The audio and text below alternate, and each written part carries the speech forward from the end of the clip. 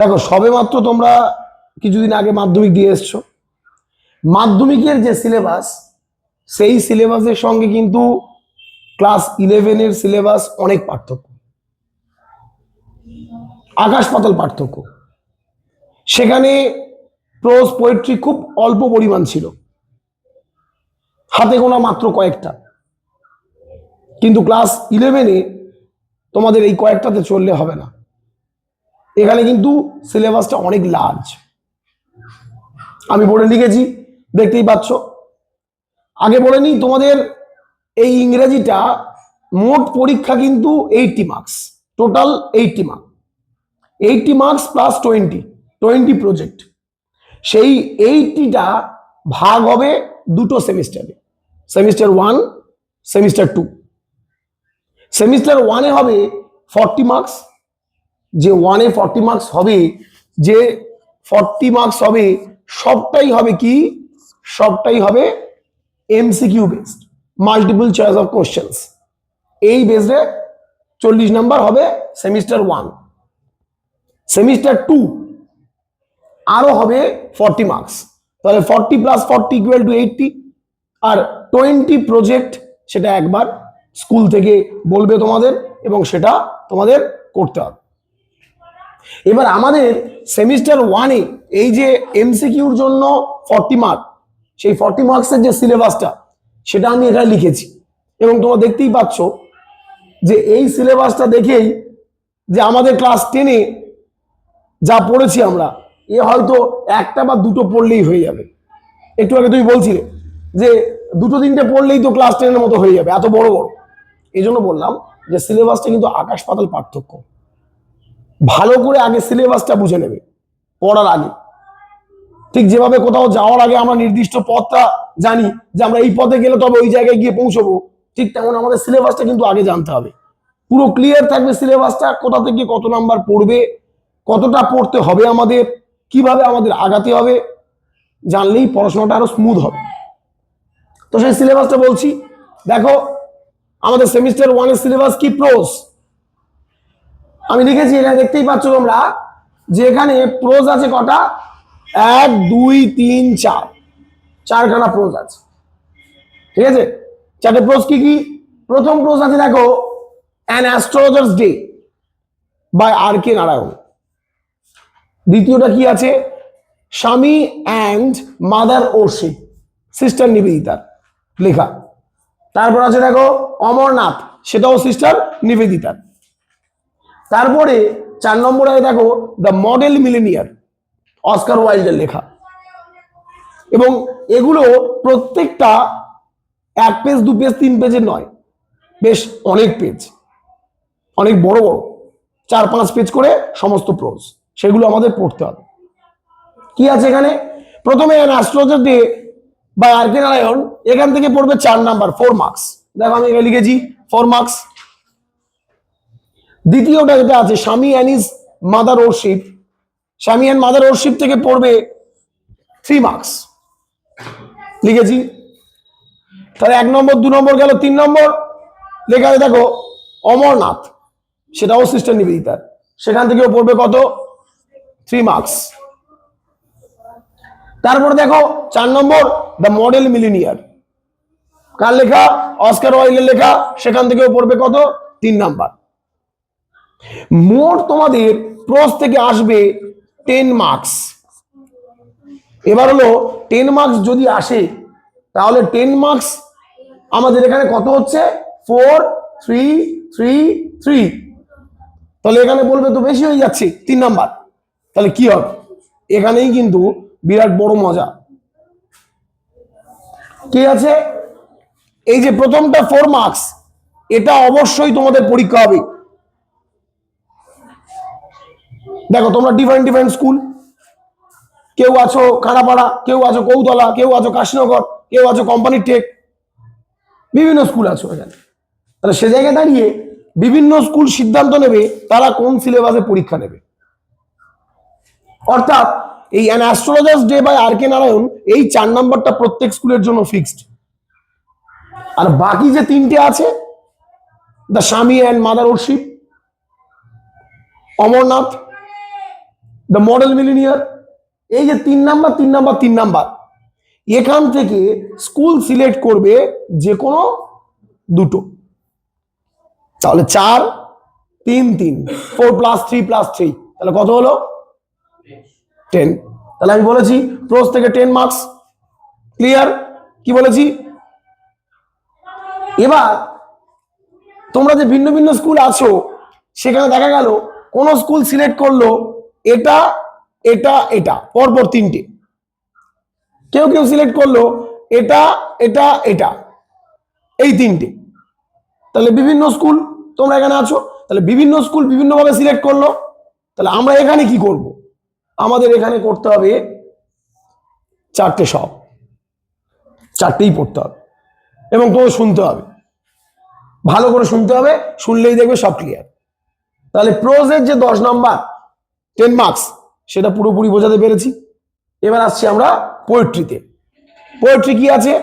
Poetry প্রথমেই আছে composed upon Westminster bridge by William Wordsworth, এটা। দ্বিতীয় আছে কি? The Bangle Sellers. প্রথমটা কম্পোজড আপন ওয়েস্টমিনস্টার ব্রিজ, কার লেখা? না বাই উইলিয়াম ওয়ার্ডসওয়ার্থ। আর দ্বিতীয়টা the Bangle Sellers, Sarojini Naidu. আর তৃতীয় একটা আছে the Second Coming, W B. Yeats. এই যে 3টে, এখানে কিন্তু দেখো অতিরিক্ত দেওয়া নেই। আমরা প্রোজের ক্ষেত্রে দেখেছিলাম 4টে দেওয়া আছে, একটা অতিরিক্ত দেওয়া আছে, আর সেখানেই আমাদের কনফিউশন তৈরি হচ্ছে যে বিভিন্ন স্কুল বিভিন্নভাবে কি বলবেন না বলবেন সেটার উপর নির্ভর করতে হচ্ছে আমাদের, যার জন্য আমাদের এক্সট্রা একটা পড়তে হচ্ছে। 4টেই আমরা এখানে পড়বো। কিন্তু পোয়েট্রির ক্ষেত্রে কোনো রকমের কোনো প্রবলেম নেই, পোয়েট্রি পরিষ্কার একদম ক্লিয়ার 3টে দেওয়া আছে এবং বলা আছে যে কম্পোজড আপন ওয়েস্টমিনস্টার ব্রিজ থেকে কত পড়বে? 4 মার্কস, 4 নাম্বার। আচ্ছা, the Bangle Seller by Sarojini Naidu 3 marks, আর the Second Coming W B. Yeats 3 marks. 4 + 3 + 3 = 10। তাহলে আমরা এখানে পোয়েট্রি থেকেও পেলাম 10 মার্কস, মোট 40 মার্কস। তার মধ্যে 10 10 20 হয়ে গেল, ক্লিয়ার। এরপর আসছি আমরা র্যাপিড রিডার। দেখবে তোমাদের ইংরেজিতে যখন তোমরা স্কুলে ভর্তি হবে তখন তোমার 2টো বই দেওয়া হয়েছে, ঠিক আছে? সেই 2টো বইয়ে একটা বই, স্পেকট্রাম যে বইটা, সেখানে আছে র্যাপিড রিডার। কি কি আছে সেখানে?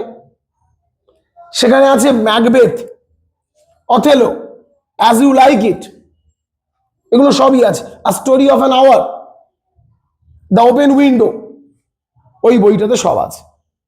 এখানেও দেখো আমরা 5টা পাচ্ছি। তাহলে এখানকার সিলেবাসটা কেমন? এখান থেকেও কিন্তু আমরা পাবো কত? এখান থেকেও পাবো আমরা 10 মার্কস।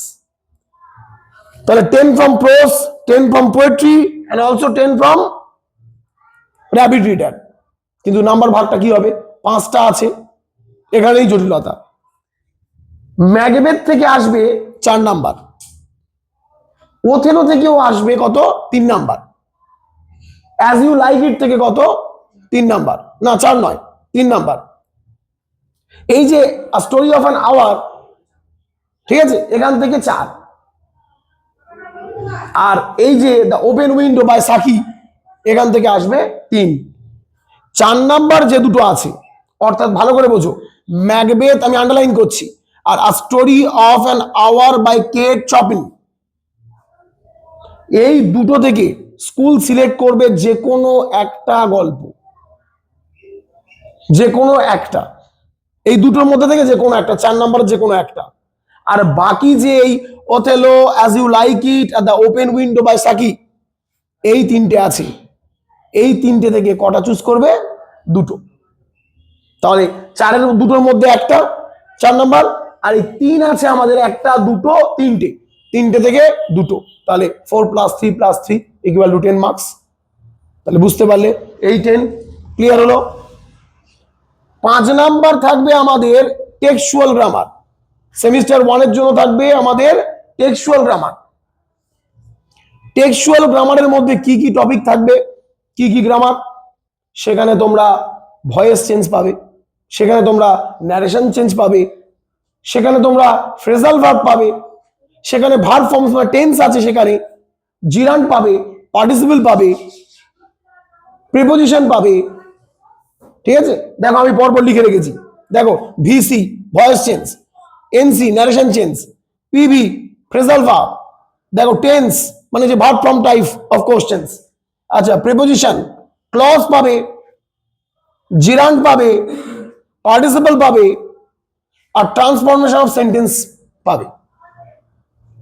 তাহলে এই টপিকগুলো আমাদের গ্রামারে ভালো করে শিখতে হবে। 10 পর্যন্ত যা শিখেছো, এরপরে আরো ভালো করে আমি এখানে শর্টে বলে দেবো, সুন্দর করে ছোট্ট ছোট টিপস ইউজ করে তোমরা ভালো করে শুনবে, ক্লাসগুলো করবে, নিশ্চয়ই উপকৃত হবে। তাহলে এ পর্যন্ত কি কি গ্রামারের সিলেবাস, এই গ্রামারের সিলেবাসের মধ্যে থেকে কত পড়বে? 5 নাম্বার।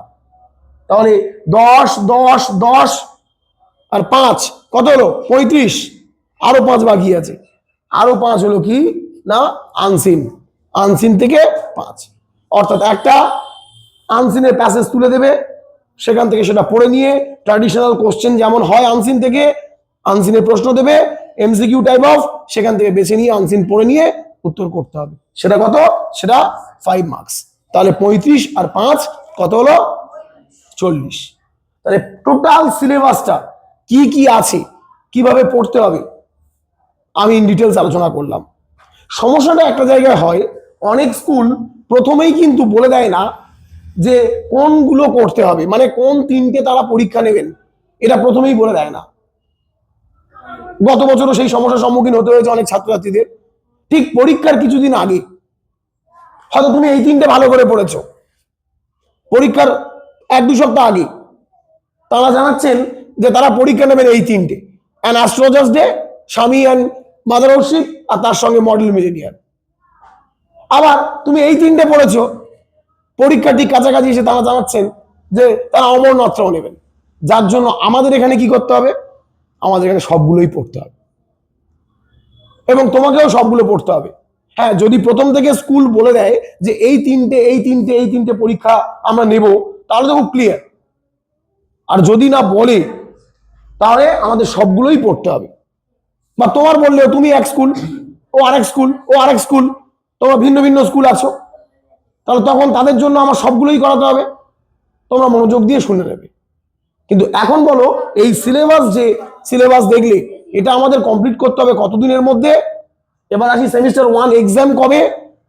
এক্সামটা কিন্তু সেপ্টেম্বর। আমরা এখন আছি মার্চ, তাহলে March April May June July August September, 6 মাস পাবো। এই 6 মান্থসে আমাদের এত লার্জ সিলেবাস কমপ্লিট করতে হবে, বুঝতে পারছো?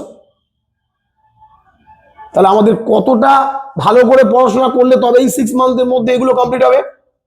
একদম অ্যাবসেন্ট করলে চলবে না, মনোযোগ দিয়ে পড়তে হবে, যেভাবে বলবো সেভাবে চলতে হবে।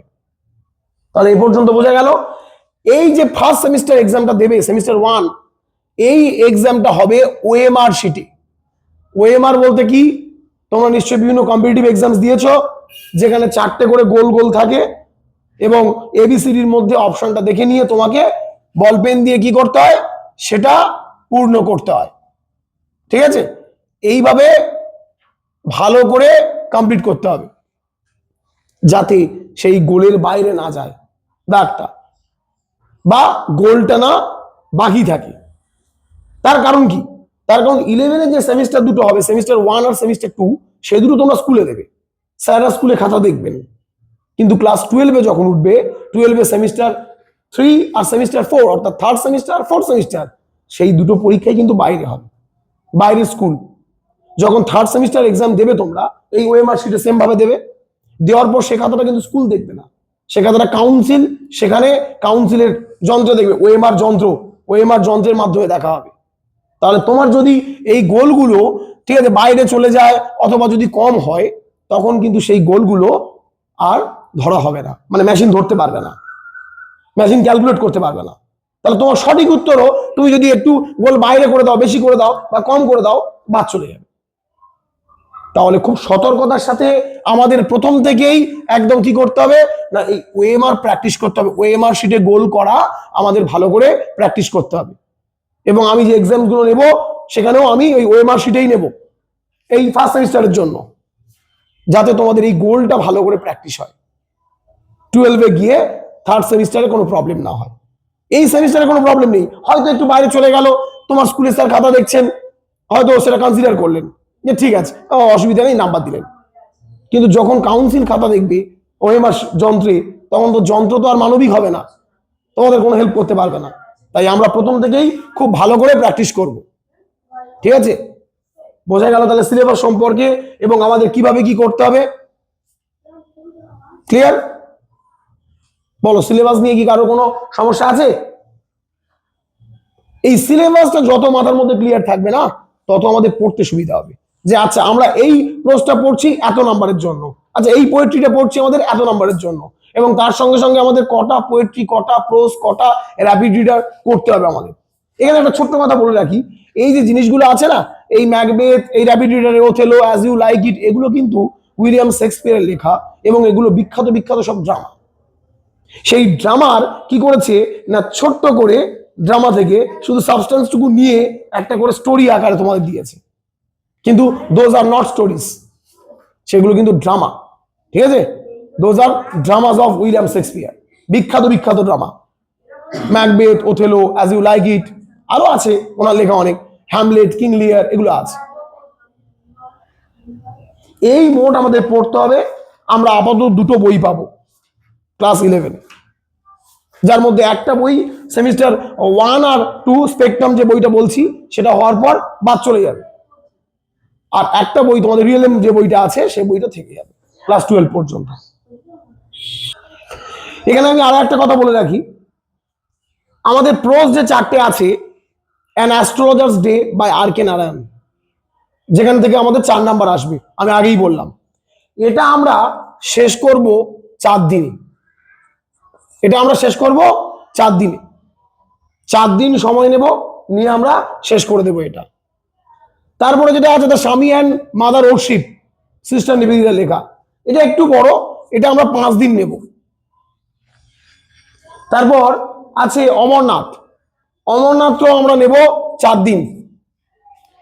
তারপর আছে দ্য মডেল মিলিনিয়ার, এটাও নেব আমরা 4 দিন। Composed upon Westminster bridge by William Wordsworth, এটা আমরা একদিনেই শেষ করে দেব, খুবই ছোট আছে। The bangle sellers, Sarojini Naidu, এটা আমরা নেব 2 দিন, তার কারণ একটু বড় আছে। তারপর দ্য সেকেন্ড কামিং, এটাও নেব আমরা 1 দিন, ঠিক আছে? তাহলে কতদিন হলো? 4 পাচ্ছি, 4 দিনে আমরা শেষ করছি প্রথম প্রোজ। তারপর ফের 5 দিন, 4 5 9, 9 এর সঙ্গে এটা পাচ্ছি 4 4 8, তাহলে কত হচ্ছে? 17, 17 আর কম্পোজ আপন ওয়েস্টমিনস্টার ব্রিজ 1 দিন, 18, আর এটা 2 দিন, 20 20, আর এটাও 1 দিন, 21। আর এই যে র্যাপিড রিডার আছে Macbeth, Othello, as you like it, ঠিক আছে, তার সঙ্গে a story of an hour আর দ্য ওপেন উইন্ডো, এই কটা আমরা শেষ করব 5 দিনে, সবগুলোই 1 2 3 4 5, 5টা 5 দিনে শেষ করবো। হয়তো তোমরা একটু অবাক হচ্ছে যে এত এগুলো সব এতগুলো দিন লাগলো আর এটা মাত্র 5 দিনে শেষ। হ্যাঁ, তার কারণ এখান থেকে শুধু খালি এমসিকিউ যেহেতু আসবে, ঠিক আছে, এমসিকিউ বেস, এবং এটা আমাদের গল্প ভালো করে জানলে চলবে। আমি কি করব, বোর্ডে সুন্দর করে ক্যারেক্টারগুলোকে লিখবো, ঠিক আছে? এই সমস্ত গল্পে কি কি ক্যারেক্টার, মেন মেন ক্যারেক্টারের চরিত্র আছে, কার সাথে কি, কিভাবে কি, সেগুলো বলে দেব গল্প আকারে, দিয়ে ইম্পর্টেন্ট জায়গাগুলো টেক্সটে আমি আন্ডারলাইন করে দেব, খুব সহজে শেষ হয়ে যাবে। এটা খুঁটিয়ে খুঁটিয়ে পড়তে হবে না, তাই গল্পের আকারে যেহেতু বলবো, তাই 5 দিনে 5টা আমি শেষ করে দেব। যখন বলবো দেখবে খুব ভালো লাগবে এবং খুব ক্লিয়ার বুঝতে পারবে, কোনো প্রবলেম হবে না, ঠিক আছে? তাহলে এর সঙ্গে আমি একেবারে ডেটটাও বললাম, তাহলে মোট 5 দিন আর ওদিকে 21, তার মানে 26 27 দিন লাগছে। তাহলে 26 27 দিন মানে আমরা মাসে কটা করে ডেট পাই? 8টা, সপ্তাহে 2টো হলে মাসে 8টা, তাহলে মাসে 8টা মানে 3 আসছে 24, 3 মাস, আমি সর্বোচ্চ 4 মাস ধরলাম। আমরা শুরু করেছি মার্চে, মার্চ এপ্রিল মে জুন শেষ, জুলাই আর আগস্ট তাও থাকবে, সেপ্টেম্বরে পরীক্ষা।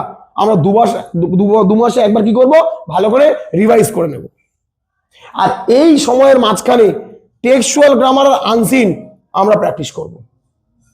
শুধু এই ডেটগুলো যে দিয়েছি শুধু টেক্সট পড়িয়ে শেষ করার জন্য নয়, টেক্সট তো চলবে, প্রতিদিন টেক্সটের পরে এই যে গ্রামারের নিয়মগুলো আছে, ঠিক আছে, narration change, voice change, special verb যেগুলো আছে, preposition, gerund, participle, transformation of sentences, এই জিনিসগুলো আমরা এখানে প্র্যাকটিস করব। তাহলে এগুলো প্র্যাকটিস করবো, আনসিনও চললে এই সময়ের মধ্যে দেখবে খুব ভালোভাবে টেক্সটও রেডি হয়ে যাবে আর তার সঙ্গে গ্রামার আনসিনও রেডি হয়ে যাবে। বোঝা গেছে কি বলেছি? তাহলে সিলেবাস সম্পর্কে কোনো জড়তা নেই, ক্লিয়ার?